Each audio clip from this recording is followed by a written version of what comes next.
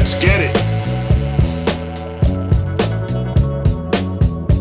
Now, it seems that we've been spending a lot of time talking about Kody because, as I've said before, Kody is a habitual rake stepper. This dude is a habitual line jumper.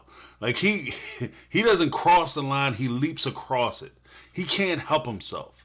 And one of the things that I wanted to talk about, especially when it comes to the sister wives and the sister wives relationships, is the clever form of manipulation that Robyn uses. Now, as I discussed in my last video, I think that Kody is open to this form of manipulation mainly because Robyn is somebody that he desires. Robyn is somebody whom he sees as a challenge. She's the desired prize. And because in many respects, I think that Kody's attempts towards Robyn are met with that unrequited love. He's not sure. He feels challenged.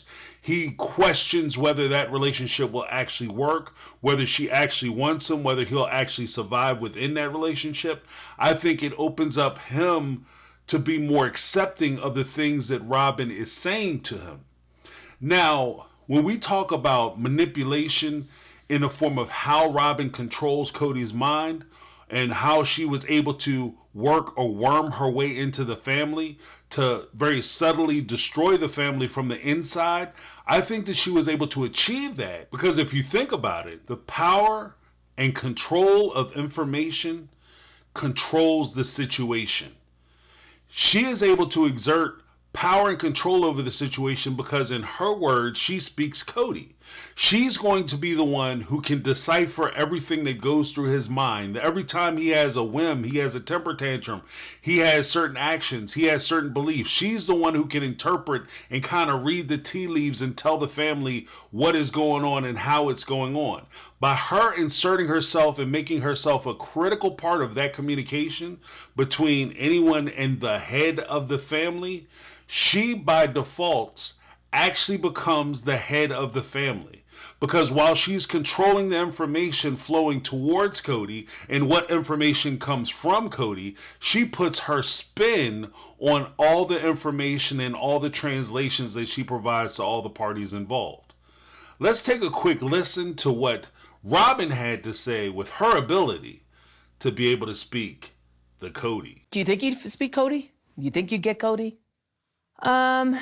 I think I get Kody pretty well. Like, I feel like I understand him, yeah. Do you think other wives get him? Other sister wives do? I think they have the capacity to. Yeah. I think sometimes he could be misunderstood very easily because he says everything that's in his head. Most people filter it, he doesn't. But I think that it's hard for other people to understand. I think it's hard for other people to understand because he says what's on his mind. He speaks what's in his head. He's straightforward.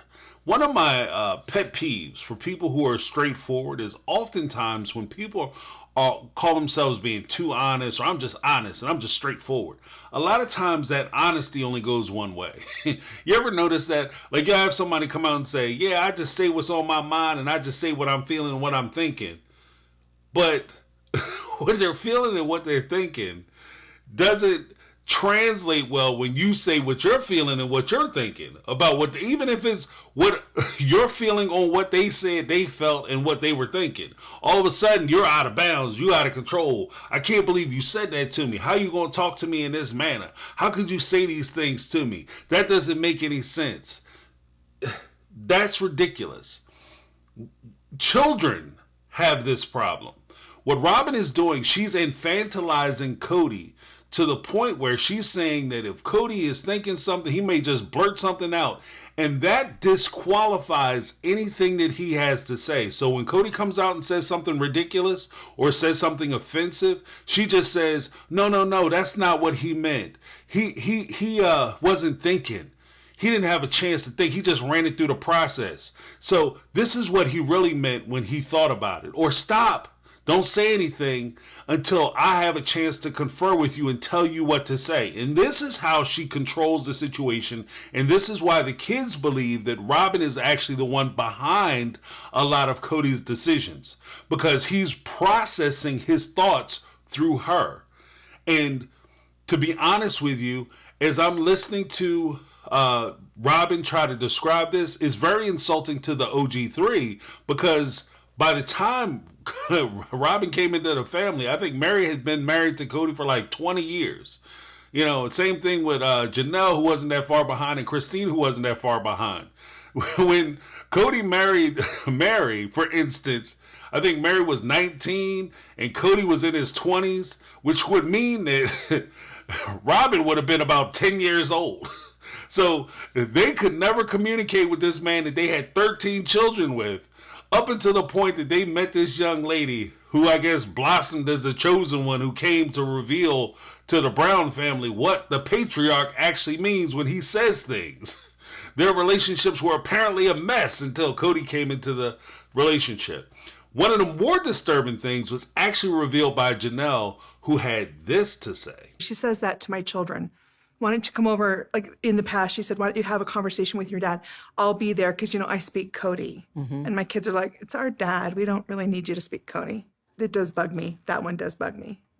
I speak Kody. Well, Kody can speak for himself. He's a grown-ass man. Janelle must be watching my show, because I've said that several times.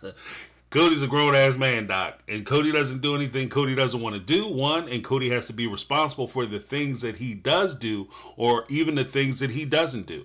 Kody has to build a relationship with his children that are independent of not only Robyn, his current wife, but you have to be able to build a relationship with your children that's independent even from their mothers. So as the father, your kids should feel comfortable coming in having a conversation with you without having to have somebody filter what's being said. Now, the final thing that I wanted to say about this, because I wanted to try to keep it short. The simple part of this, which is even more egregious to me, is the idea that when you listen to Robyn talk from the 17 other seasons and even into the 18th season of this show, Robyn perpetually says that she doesn't understand, she had no idea, she didn't know what was going on. Wow, this is completely news to me. Even for instances and things that she was there for, events that she was present for, she had no idea this was going on. My question is, how do you properly translate a situation when you have no idea that the situation even exists? How do you tell somebody this is what Kody means, and if it doesn't suit your narrative, it doesn't fit in your worldview, all of a sudden that's not what the reality is? How do you translate from that? As an example, I could have pulled a clip of Mary, Kody, and Robyn sitting on Coyote Pass having a conversation for the big breakup between Mary and Kody, where Kody was basically saying, I don't want to be with you. And Mary was saying, yeah, he's saying that he doesn't want to be with me anymore, and I understand that. And Robyn is saying, no, that's not what he's saying. That's literally what he's just said, and that's what he's been saying. Hell, to me, I think he said it when he melted her ring down. It was perfectly clear that he didn't want to be with Mary at that point. So if you don't understand these things and you don't know what's going on, how do you properly translate these situations? The reality of it is you can't. And what you do is you pass the information on that you want passed on that's beneficial to you, and you hold and keep the information that you want to keep concealed because it may be damaging to your position. My recommendation for these types of situations, have your own conversations. As Janelle said, if you can't have the conversation yourself, then it's probably not safe for you to have that conversation, period. I think it actually might have been Christine. If you're not old enough and mature enough to have this conversation, it's not safe enough for you to have this conversation, then this might be a conversation that you shouldn't have. And if you need somebody else to be there, that person should be there in the capacity of support, not as the capacity of translator. That's my take. I'm James. This has been My Take on Reality, and I'm out. 'Cause I've been living life right like I could just die any minute. Going for a ride down the side, PCA.